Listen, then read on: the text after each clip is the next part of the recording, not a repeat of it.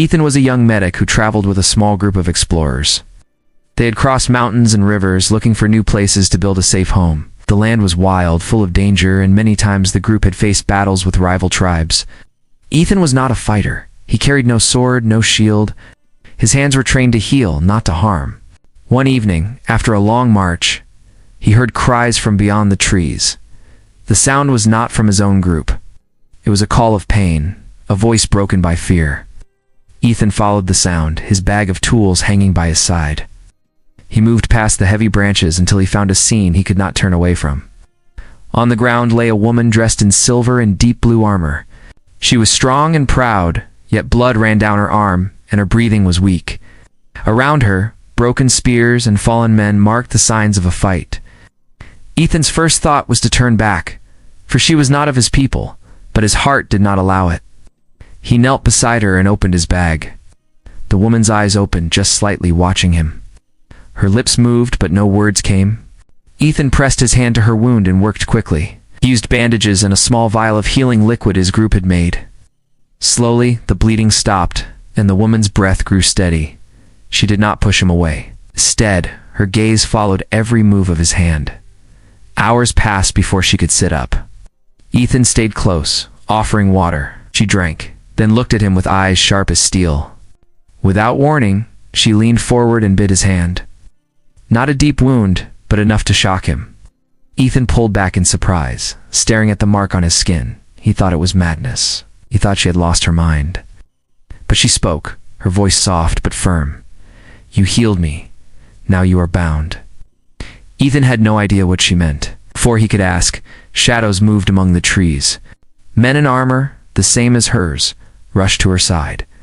They saw Ethan, ready to strike, but she raised her hand. The soldiers stopped at once. Their eyes shifted from the woman to Ethan, and then they bent their knees. Not to her, but to him. Ethan felt his chest tighten. He was a healer, not a ruler. He had no command over these people, yet they looked at him with respect, as if he carried power. The woman leaned against one of the men, but kept her gaze on Ethan. "You saved my life. You wear my mark. To my people, that makes you leader." Ethan could not find words. The world had shifted in a way he did not understand. He wanted to return to his own group, to remain the medic who patched wounds and brought comfort. But now a new path stood before him, and the eyes of strangers waited for his next step. Night fell, and the soldiers built a fire. Ethan stayed near the edge, uncertain if he should leave or remain. The woman, though weak, sat across from him, her stare never leaving his face. He wondered what kind of rule these people followed, what bond a simple bite could create. His hand still bore the mark, warm and strange. It was not just pain, it was something else, something heavy, as if the weight of many lives had been placed upon him. The flames rose higher, and the sound of drums carried through the night. More men came, warriors with strong arms and proud voices. They too looked at Ethan, and they too bent the knee. Ethan's heart pounded. He was no warrior, no king. He was only Ethan, the medic who had chosen to heal. Yet destiny did not ask him what he wished to be, simply placed the crown before him, waiting to see if he would take it. The night had been long, and Ethan had not slept. The fire burned low, and the sound of drums faded into the quiet of dawn. The warriors who had bowed to him slept in a circle, their weapons close. Ethan sat apart, staring at his hand where the bite still marked his skin. He kept asking himself what it meant, why they saw him as someone greater than he was. He had saved lives before, but never had anyone called him leader. When the first light touched the trees, the woman rose. Her wound was wrapped in fresh cloth, and though she moved with pain, she stood tall. She walked to Ethan and sat across from him. Her voice carried a tone of command, but also of respect.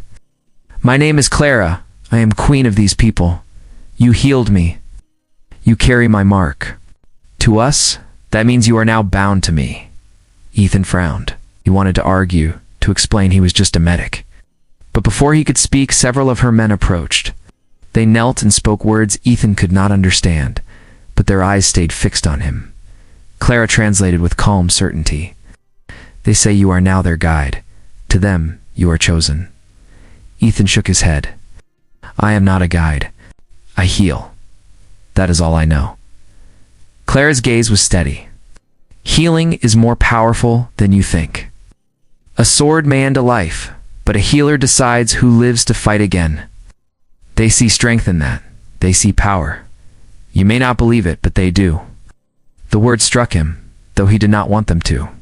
He had always believed healing was enough, that his purpose was clear. But the way these people looked at him stirred something he could not ignore.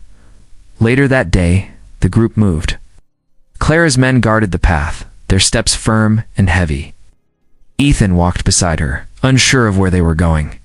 Clara explained that their village had been attacked, their enemies seeking to take her throne.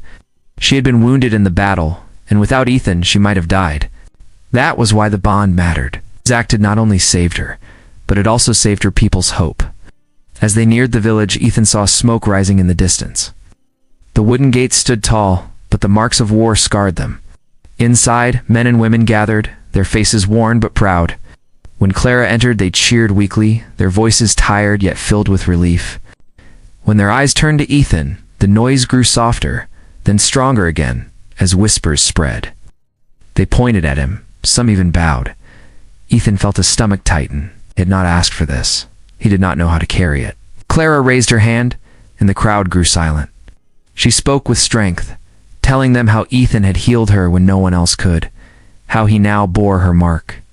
The people listened, and when she declared that Ethan was bound as leader, they shouted with one voice. The sound shook Ethan to his core. He was not ready for this. He was not even sure he wanted it. That night, Clara sat with him in the great hall. The firelight danced across her armor, and her voice was softer now. I know this is not the life you chose, but the bond is real, and my people believe in it. If you walk away, they will see it as betrayal. If you stay, they will follow you. The choice is yours, Ethan. Ethan sat in silence for a long time. He thought of his group, the friends he had left behind. He thought of the battles he had seen and the lives he had saved. He looked at Clara, a queen who had trusted him with her life, and then at the people who believed in him, without knowing his heart. He did not know what the right choice was, but he knew the path before him would change everything. As the hall grew quiet and the fire dimmed, Ethan whispered to himself, I am not a leader, but maybe I can learn. The days that followed were heavy for Ethan. He stayed in the village, surrounded by people who treated him with honor. Children ran to see him when he passed, and warriors lowered their heads in respect. Every eye carried the same message, that he was more than what he believed himself to be. Ethan tried to deny it, but the weight of their faith pressed down on him. Clara stayed close to him, watching him carefully. She guided him through the village, showing him how her people lived. They worked the fields, forged weapons, and built their homes with strong hands. Ethan saw the scars of war everywhere, burned houses, broken walls, and men who carried wounds that would never heal. He treated many of them, cleaning their injuries, giving them medicine. Each time he helped, their belief in him grew stronger. But danger was never far. Scouts brought news that the rival tribe was gathering again. They were planning a larger attack, greater than before. Clara's council gathered in the hall, speaking of war. They looked to Ethan, as if waiting for his command. He sat at the long table, his hands folded, unsure of what to say. I am not a warrior, he told them. I cannot lead soldiers into battle. Clara leaned forward. You are more than a warrior. You are the one who saved me when no one else could. My people trust you. If you do not guide them, their hearts will break before the fight begins. Ethan struggled with the truth in her words. He had never raised a sword, but he had studied the ways of survival. He knew how to plan, how to see beyond the moment. Slowly, he began to speak. He asked the warriors how they fought, what weapons they used, what ground they knew best. He listened, then gave ideas of how to defend the village. His thoughts were simple, but the council nodded as if his words were gold. The next days were filled with preparation. Ethan walked the walls with the soldiers, pointing to weak spots. He showed them how to build barriers, how to set traps that would slow the enemy. He worked beside them, not as a ruler, but as one of their own. The warriors grew eager, their spirits rising with every plan. They began to chant his name as they trained, their voices carrying through the village. At night, Ethan sat by the fire with Clara. She spoke of her father, a great king who had died in battle. She told Ethan that she had been young when she took the throne, and many had doubted her. She had proven herself with courage and will.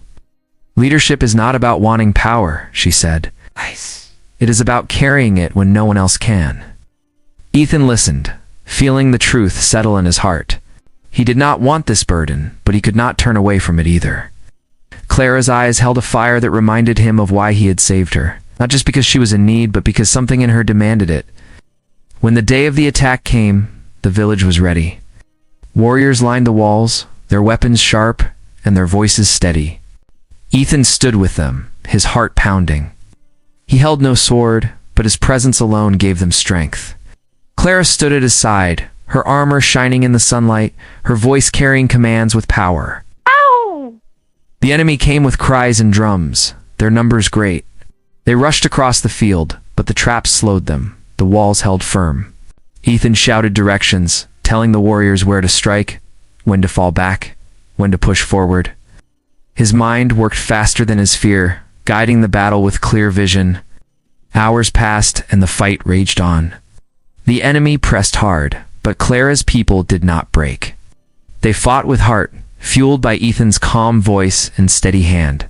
For the first time, Ethan felt the weight of command not as a curse, but as a calling.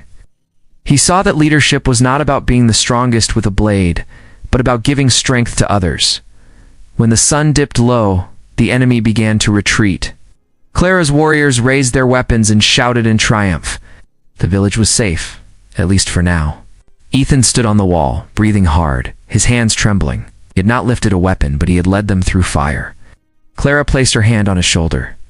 "You see now?" she said. "You are their leader." Ethan looked at the people cheering below, their faces filled with pride and hope. He felt the truth of her words. He was no longer just a healer.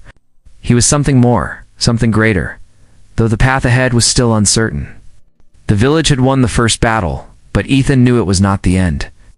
The rival tribe had only been driven back, not destroyed. Scouts returned with reports of more enemies gathering, stronger and more prepared than before.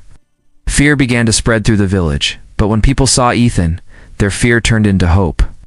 They believed in him now, and he could not let them down. Ethan spent his days planning. He walked the walls with the soldiers, checked the traps, and studied the land around the village. He marked where the rivers ran, where the hills rose, and where the enemy might pass. His healer's eyes saw things the warriors had missed, and he explained how the land itself could be used as a shield. Slowly, the warriors began to follow his guidance without question. Clara was never far from him. She moved with strength even as her wound healed. At night, she sat with Ethan in the great hall. Together, they spoke of what was to come.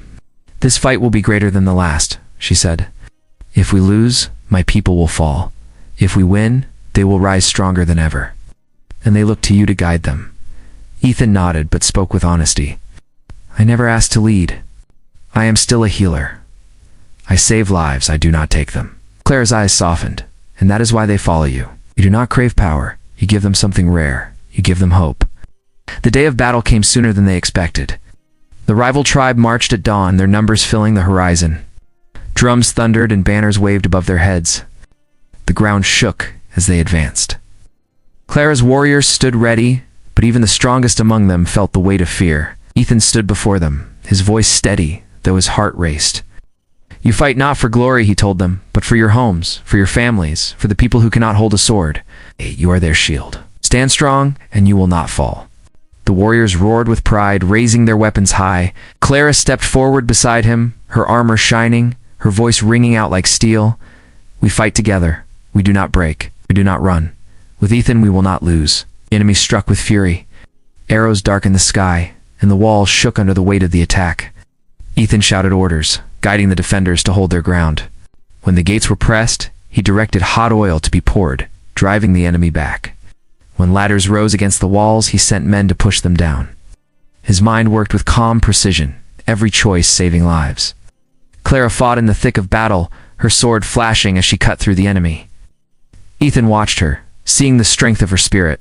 She moved with fire, her presence alone keeping her warriors fierce. Together, though in different ways, they carried the battle. Hours passed and the fight grew harsher. The enemy pushed harder, their numbers endless. Ethan felt his strength falter, but he did not stop. He climbed the walls, spoke to every soldier he could reach, and reminded them of why they fought. "Do not give in," he shouted. "This is your home. Protect it." At the height of the battle, Clara fell. Ah! An enemy blade struck her side and she dropped to one knee. Ethan rushed to her, his hands moving without thought. Lee tore a cloth, pressed it to her wound, and poured the last of his healing liquid over it. Her eyes opened, burning with pain, yet she smiled. "Do not stop," she whispered. "Lead them." Ethan rose, blood on his hands, and turned to the warriors. His voice carried over the chaos. "She still stands. So will you drive them back?" The warriors shouted with renewed strength. Push forward, their rage and hope burning brighter than fear. Slowly the enemy began to break. Their lines wavered, their drums fell silent. With one final charge, Clara's people forced them to retreat. The ground was littered with broken weapons and fallen men, but the village still stood. When silence returned, Ethan stood among the weary warriors. They looked to him not as a stranger, but as their true leader. Clara leaned against him, weak but alive, her voice soft. "You have done what even kings could not. You gave them victory." Ethan looked at the people gathered around him, their eyes shining with pride and trust. He understood now that he was no longer just a healer. He was the shield of this village, the voice that guided them through fire. And though he had never asked for it, he had become the leader they needed. The morning after the great battle was quiet. Smoke still rose from the fields where the enemy had fallen, and the air carried the heavy smell of ash and steel. The people of the village moved slowly, tending to the wounded, gathering the lost, and burying their dead. Though sorrow was heavy, there was also pride. It stood against a stronger force and had not broken. Their village still lived. Ethan walked among them, his hands never still. He tied bandages, stopped bleeding, and comforted the weak. The people looked at him with eyes that shone with trust and gratitude. They spoke his name with respect, not only because he had saved their queen, but because he had guided them through the storm. He had been more than a healer. He had been the heart of their fight. Clara was carried into the great hall to rest. Her wound was deep, but thanks to Ethan's quick hands, her life was safe. Still, she refused to remain in silence, even as her body begged for rest. When the people gathered that evening, she rose slowly, leaning on her sword. Her voice carried through the hall. "We survived because we stood together. We survived because one man reminded us of who we are." The crowd turned to Ethan. He stood near the fire, uncertain of what to say. He had never sought the eyes of a crowd, never wanted to be raised above others. But their faces showed what they felt. They believed he was more than a passing stranger. To them, he was the reason their homes were safe. Clara lifted her hand and pointed toward him. "This man healed me when I lay close to death. He gave me strength when my own body failed, gave you hope when your hearts were shaken. By my mark and by your trust, he is no longer only a healer. He is our leader." The hall shook with voices shouting his name. Warriors struck their shields and families raised their hands high. The sound was unlike anything Ethan had ever heard. His chest tightened and his heart raced. He felt both fear and pride. He wanted to refuse, to say he was not worthy. But as he looked at Clara, at the children, at the men and women who had fought beside him, he knew there was no turning away. When the voices grew quiet, Ethan spoke. His words were simple, but they carried the weight of his heart. "I am not a king. I am not the strongest among you. I came here as a healer, and I will always be a healer. But if you ask me to lead, I will not lead as one who commands. I will lead as one who serves. I will walk beside you, fight beside you, and heal beside you. Together, we will protect this village and all who call it home." The people roared again, not as if they had gained a ruler, but as if they had gained a brother. The sound spread through the night, echoing beyond the walls. In the days that followed, the village grew stronger. The walls were rebuilt, the fires put out, and new fields planted. People carried themselves with pride, knowing they had faced their greatest trial and survived. Ethan worked among them, never above them. He helped rebuild homes, carried wood, and tended to the injured. Yet everywhere he went, they called him leader. Clara walked at his side when her strength returned. She ruled with him, not as queen and subject, but as equals bound by trust and respect. Their bond had been sealed in blood and fire, and it grew into something greater than either had expected. Ethan often stood on the walls at night, looking out at the dark hills where the enemy had once gathered. He knew more battles would come. The world was not safe, and peace was never certain. But he also knew that he was no longer alone. Claire's people were now his people, and he had found a place where he was needed. As the stars shone above the quiet village, Ethan placed his hand over the mark still faint on his skin. It had begun with a bite, an act he had not understood. Now he understood it fully. It was not a curse. It was not a burden. It was a bond, one that tied him to a people who believed in him, and for the first time he believed in himself. It was Ethan, the healer, who became their leader, and he would not fail them.